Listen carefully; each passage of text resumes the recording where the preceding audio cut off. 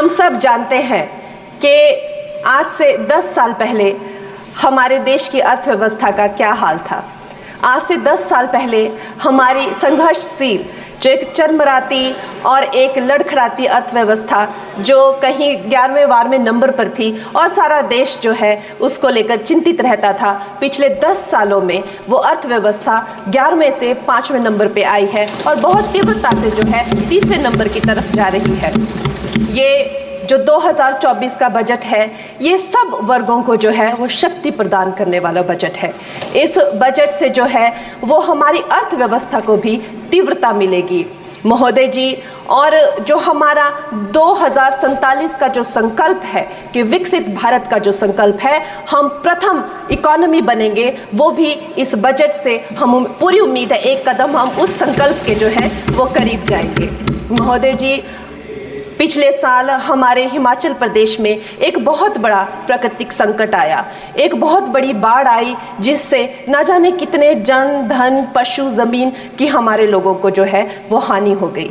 लेकिन दुख की बात यह है कि अभी भी हमारा हिमाचल प्रदेश जो है उस त्रासदी के प्रभाव से जो है, उसके प्रभाव से, उसकी हानि से बाहर नहीं आ पा रहा है। और उसका जो मूल कारण है वो है वहाँ की जो कांग्रेस की सरकार है, उनका जो लापरवाही है और उनकी जो भ्रष्टाचार नीतियां हैं। आज भी हमारे लोग जो हैं उस बाढ़ के प्रभाव से जो पीड़ित हैं। मैं आदरणीय और माननीय हमारी जो वित्त मंत्री हैं श्रीमती सीतारमण जी का मैं आभार व्यक्त करती हूं कि उन्होंने हमारी हिमाचल की जनता के लिए जो है एक स्पेशल रिलीफ फंड की जो घोषणा की है। हम सब हिमाचल वासियों की तरफ से हम आपका अभिनंदन करते हैं और हम आपका आभार प्रकट करते हैं।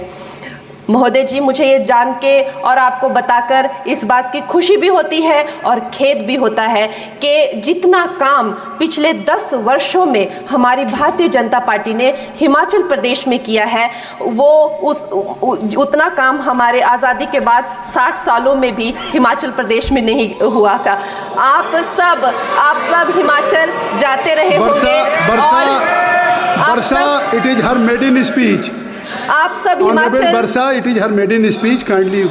आप सब हिमाचल जाते रहे होंगे और आप सब ने देखा होगा कि वहाँ पर जो है आज से आज़ादी के 60 साल तक सिर्फ कुछ रोड्स बने थे, और वो भी हमारे माननीय जो पूर्व प्रधानमंत्री अटल बिहारी जी रहे हैं, उन्होंने अपने कार्यकाल में जो है वो ग्रामीण प्रधानमंत्री सड़क योजना के अंतर्गत वो रोड बनाए थे। लेकिन पिछले 10 वर्षों में प्रधानमंत्री नरेंद्र मोदी जी की सरकार ने हमारे क्षेत्र को जो है एम्स, IIIT, IIM जैसे वैश्विक स्तर के जो है वो संस्थान दिए हैं और वंदे भारत जैसी ट्रेन को हमारे हिमाचल में पहुंचाया है। हमारे हिमाचल जैसे छोटे से राज्य को 3,500 करोड़ की लागत का मनाली कीर्तपुर जो है वो हाईवे दिया हुआ है, जिसमें माननीय महोदय जी 5 से ज़्यादा टनल हैं और 37 से ज़्यादा उसमें ब्रिजेस हैं। ऐसे वैश्विक स्तर की जो है हमें इंफ्रास्ट्रक्चर वहाँ पे मिली है और साथ ही पूरे देश के लिए जो एक बहुत ही अद्भुत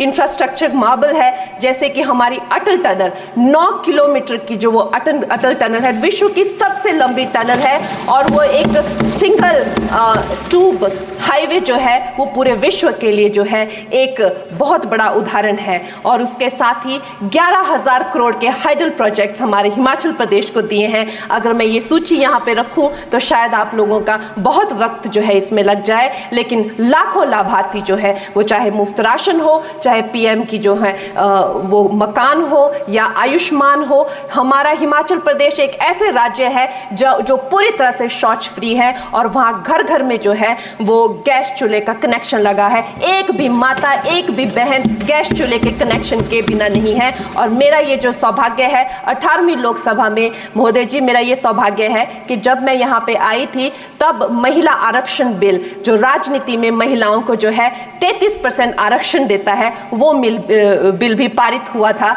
तो मेरे लिए बड़ी ही ये सौभाग्यशाली जो है 18वीं जो लोकसभा है और मैं ये कहना चाहूँगी कि ये जो बिल है ये अवश्य ही एम्प्लॉयमेंट हो या चाहे स्टार्टअप इनोवेशंस हो, चाहे हमारे गरीब और मिडिल क्लास को टैक्स रिलैक्सेशन हो या हमारे जो अन्नदाता किसान हो उन पे फोकस हो। ये मैं इसे होलसम बजट कहती हूँ और मेरी एक प्रार्थना रहेगी हमारे सरकार से कि हमारे मंडी क्षेत्र में अगर एक इंटरनेशनल एयरपोर्ट हो तो अवश्य ही हमारी जनता का टूरिज्म की दृष्टि से बहुत कल्याण होगा। वो हमें ज़रूर इस विषय में सोचें और मुझे लगता है ये जो बजट है हम हिमाचल के वासी जो हैं इसका पूरी तरीके से जो है वो वेलकम करते हैं